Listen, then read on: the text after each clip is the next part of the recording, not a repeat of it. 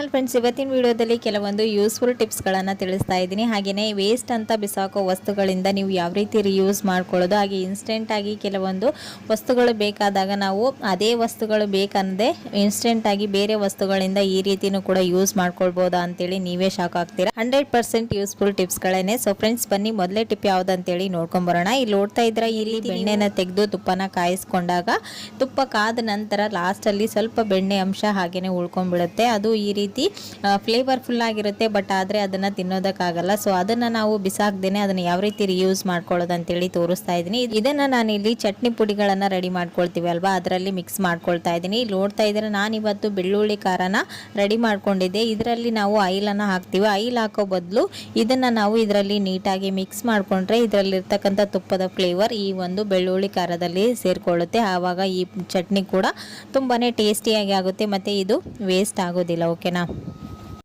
Next tip ಬಂದು ನುಗ್ಗೆಕಾಯಿ. ಇವಾಗ ನುಗ್ಗೆಕಾಯಿ ಸೀಸನ್. ನೀವು ಜಾಸ್ತಿ ನುಗ್ಗೆಕಾಯಿ ತಂದರೆ ಅದನ್ನು 15 ಡೇಸ್ವರೆಗೂ ಯಾವ ರೀತಿ ಫ್ರೆಶ್ ಆಗಿ ನೀವು ಇಟ್ಕೊಳ್ಳೋದಂತೇಳಿ ತೋರಿಸ್ತಾ ಇದ್ದೀನಿ. ನೋಡ್ತಾ ಇದ್ರೆ ನುಗ್ಗೆಕಾಯಿ ಕಟ್ ಮಾಡಬೇಕಂದ್ರೆ ಒಂದೊಂದೇ ಪೀಸನ್ನು ಕಟ್ ಮಾಡೋದಕ್ಕೆ ಹೋಗ್ಬೇಡಿ. ನಾನು ಇಲ್ಲಿ ವಿಡಿಯೋದಲ್ಲಿ ತೋರಿಸಿದಾಗೆ ಫಸ್ಟು ಎಲ್ಲ ಕಡೆನೂ ಮಾರ್ಕ್ ಮಾಡ್ಕೊಂಬಿಡಿ. ಆಮೇಲೆ ನೀವು ಈ ರೀತಿ ಸುಲ್ಕೊಂಡ್ರೆ ಆಯಿತು. ಅದು ಒಂದು ಸೈಡ್ ಲೇಯರ್ ಸಿಪ್ಪೆನ ಸುಲಿದ್ರೆ ಸಾಕು. ಎಲ್ಲ ಸೈಡ್ ಸುಲಿದ್ರೆ ನೀವು ಅಡುಗೆಲಿ ಹಾಕಿದ ತಕ್ಷಣ ಅದೆಲ್ಲ ಒಡ್ಕೊಂಡು ಬಿಡುತ್ತೆ. ಸೊ ಹಾಗಾಗಿ ಒಂದು ಕಡೆ ಲೇಯರ್ ಮಾತ್ರ ಈ ರೀತಿ ತೆಗೆದುಕೊಂಡು ಇಟ್ಕೊಳ್ಳಿ. ಇವಾಗ ಇಲ್ಲಿ ನೋಡ್ತಾ ಇದ್ರೆ ಇದು ತೆಗೆದುಕೊಂಡಿರುವಂಥ ನುಗ್ಗೆಕಾಯಿನ ನೀಟಾಗಿ ಕಟ್ ಮಾಡ್ಕೊಂಡ ನಂತರ ಈ ರೀತಿ ಒಂದು ಪ್ಲಾಸ್ಟಿಕ್ ಕವರಲ್ಲಿ ಇದನ್ನು ಸೇರಿಸ್ಕೊಳ್ಬೇಕು. ಬ್ಲ್ಯಾಕ್ ಕವರಲ್ಲಿ ಸೇರಿಸ್ಕೊಳ್ಳೋದಕ್ಕೆ ಹೋಗಬೇಡಿ.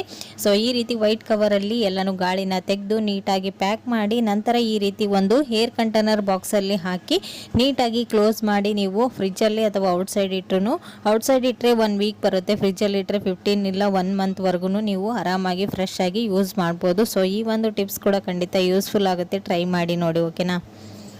ಸೊ ನೆಕ್ಸ್ಟ್ ಟಿಪ್ ಬಂದು ಈ ರೀತಿ ಊದಿನ ಕಡ್ಡಿನ ನೀವು ಎಲ್ಲೆಲ್ಲಿ ಚುಚ್ತಾ ಇರ್ತೀರ. ಸೊ ಅದನ್ನು ಚುಚ್ಚೋದಕ್ಕೆ ಇದೇ ಒಂದು ಕಪ್ಪಲ್ಲಿ ಅಕ್ಕಿ ಇಲ್ಲ ಮಣ್ಣೆಲ್ಲ ತುಂಬಿ ನೀವು ಹರಸಾಹಸ ಪಡ್ತಾ ಇದ್ದೀರಾ. ಸೊ ಆ ರೀತಿ ಮಾಡ್ದೇನೆ ಮನೆಯಲ್ಲಿ ವೇಸ್ಟ್ ಅಂತ ಬಿಸಾಕೋ ಒಂದು ಈ ರೀತಿ ಆಲೂಗಡ್ಡೆನ ತೊಗೊಳ್ಳಿ. ನಾನಿಲ್ಲಿ ಫ್ರೆಶ್ ಆಗಿರುವಂಥ ಆಲೂಗಡ್ಡೆನೇ ತೊಗೊಂಡಿದ್ದೀನಿ.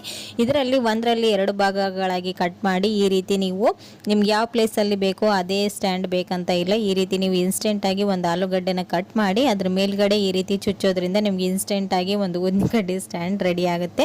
ಸೊ ಈ ಒಂದು ಟಿಪ್ಸ್ ಕೂಡ ಖಂಡಿತ ಯೂಸ್ಫುಲ್ ಆಗುತ್ತೆ. ಟ್ರೈ ಮಾಡಿ ನೋಡಿ. ಓಕೆನಾ. ಸೊ ನೆಕ್ಸ್ಟ್ ಟಿಪ್ ಬಂದು ಈ ರೀತಿ ಆಲೂಗಡ್ಡೆ ನಾವು ಕಟ್ ಮಾಡಿದ ತಕ್ಷಣ ಒಂದು 5 ನಿಮಿಷ ಔಟ್ಸೈಡ್ ಇಟ್ಟರೂ ಇದು ಕಪ್ಪಾಗೋದಕ್ಕೆ ಸ್ಟಾರ್ಟ್ ಆಗುತ್ತೆ. ಈ ರೀತಿ ಆಗಬಾರ್ದು ಅಂತಂದರೆ ಇದನ್ನು ನಾವು ಒಂದು ಬೌಲಲ್ಲಿ ನೀರನ್ನು ಹಾಕಿ ಆ ನೀರಲ್ಲಿ ಹಾಕಿ ಇಡೋದ್ರಿಂದ ಇದು 1 ಅವರ್ ಅಲ್ಲ ಒಂದು 5-6 ಅವರ್ ಬಿಟ್ಟರೂ ಹಾಗೇ ಫ್ರೆಶ್ ಆಗಿರುತ್ತೆ. ಈ ಒಂದು ಟಿಪ್ಸನ್ನು ಕೂಡ ಖಂಡಿತ ಟ್ರೈ ಮಾಡಿ ನೋಡಿ. ನೆಕ್ಸ್ಟ್ ಟಿಪ್ ಬಂದು ಇಲ್ಲಿ ನೋಡ್ತಾ ಇರ್ಬೋದು ಈ ರೀತಿ ಕ್ಯಾಂಡಲ್ನ ನಾವು ಹಚ್ಚಿದಾಗ ಕ್ಯಾಂಡಲ್ ವೇಸ್ಟ್ ಆಗುತ್ತಲ್ವ. ಸೊ ಅದು ಕಾಮನ್ ಆಗಿ ಎಲ್ರಿಗೂ ಗೊತ್ತಿರೋದೆ. ಸೊ ಈ ಕ್ಯಾಂಡಲ್ ಹಚ್ಚಿದ್ದನ್ನು ಯಾವ ರೀತಿ ನಾವು ಮತ್ತೆ ರಿಯೂಸ್ ಮಾಡೋದಂತೇಳಿ ನಾನು ಇವತ್ತಿನ ವಿಡಿಯೋದಲ್ಲಿ ತಿಳಿಸ್ತಾ ಇದ್ದೀನಿ. ಇಲ್ಲಿ ನೋಡ್ತಾ ಇದ್ರೆ ನಾನು ಒಂದು ಈ ರೀತಿ ಮಣ್ಣಿನ ದೀಪನ ತಗೊಂಡಿದ್ದೀನಿ. ಇದರಲ್ಲಿ 1-2 ಬತ್ತಿನ ಇಟ್ಟಿದ್ದೀನಿ. ಅದಕ್ಕೆ ಸ್ವಲ್ಪ ಎಣ್ಣೆಯಲ್ಲಿ ಡಿಪ್ ಮಾಡಿ ನೀವು ಇಡಬೇಕಾಗುತ್ತೆ.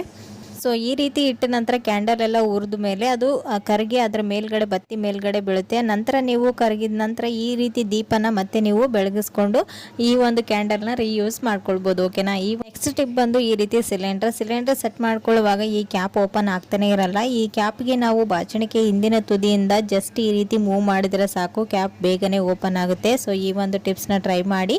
ನೆಕ್ಸ್ಟ್ ಬಂದು ಈ ನಾವು ಸಿಲಿಂಡರ್ನ ಜೋಡಿಸ್ಕೊಳ್ಳೋದಕ್ಕಿಂತ ಮುಂಚೆ ಮಾಡಬೇಕಾದ ಒಂದು ಕೆಲಸ ಅಂದರೆ ಈ ಗ್ಯಾಸ್ ಲೀಕ್ ಆಗ್ತಾ ಇದೆಯಲ್ಲ ಅಂತ ನೋಡಬೇಕು. ಇದ್ರ ಮೇಲ್ಗಡೆ ಒಂದು ಸ್ವಲ್ಪ ನೀರನ್ನು ಹಾಕಿ ನೋಡಿದರೆ ಇದರಲ್ಲಿ ಬಬಲ್ಸ್ ಕ್ರಿಯೇಟ್ ಆಗಬಾರ್ದು. ಈ ರೀತಿ ಕ್ರಿಯೇಟ್ ಆಗ್ತಾ ಇದ್ರೆ ನೀವು ಬೇಗನೆ ಎಮರ್ಜೆನ್ಸಿ ಅವರಿಗೆ ಕಾಲ್ ಮಾಡಿ ಹೇಳಿ ಸಿಲಿಂಡರ್ನ ರಿಟರ್ನ್ ಕೂಡ ಮಾಡ್ಬೋದು. ಈ ರೀತಿ ಏರ್ ಹೋಗ್ತಾ ಇಲ್ಲ, ಇದ್ರ ಮೇಲ್ಗಡೆ ನೀರಿನ ಒಂದು ಬಬಲ್ಸ್ ಕ್ರಿಯೇಟ್ ಆಗ್ತಾ ಇಲ್ಲ ಅಂತಂದರೆ ಗ್ಯಾಸ್ ಲೀಕ್ ಆಗ್ತಾ ಇಲ್ಲ ಅಂತೇಳಿ ಅರ್ಥ. ನಂತರ ನೀವು ಎಲಿಗೇಟರ್ನ ಸೆಟ್ ಮಾಡಿ ಸಿಲಿಂಡರ್ನ ಸೆಟ್ ಮಾಡ್ಕೊಳ್ಬೋದು. ಓಕೆನಾ. ಸೊ ಫ್ರೆಂಡ್ಸ್, ನೋಡಿದ್ರಲ್ವಾ ಈ ಒಂದು ಕೆಲಸನ ನೀವು ತಪ್ಪದೆ ಮಾಡಿ ನೋಡಿ. ಸೊ ಈ ಎಲ್ಲ ಟಿಪ್ಸ್ಗಳು ನಿಮಗೂ ಕೂಡ ಖಂಡಿತ ಯೂಸ್ಫುಲ್ ಆಯ್ತು ಅಂತ ಅಂದ್ಕೊಂಡಿದ್ದೀನಿ. ಯೂಸ್ಫುಲ್ ಆದರೆ ಪ್ಲೀಸ್ ಒಂದು ಲೈಕ್ ಕೊಡೋದನ್ನು ಮರಿಬೇಡಿ. ಮತ್ತು ನಾಳೆ ಹೊಸ ಟಿಪ್ಸ್ಗಳೊಂದಿಗೆ ಮತ್ತೆ ನಿಮ್ಮನ್ನ ಮೀಟ್ ಮಾಡ್ತೀನಿ ಫ್ರೆಂಡ್ಸ್. ಅಲ್ಲಿವರೆಗೂ ಟೇಕ್ ಕೇರ್. ಬಾಯ್.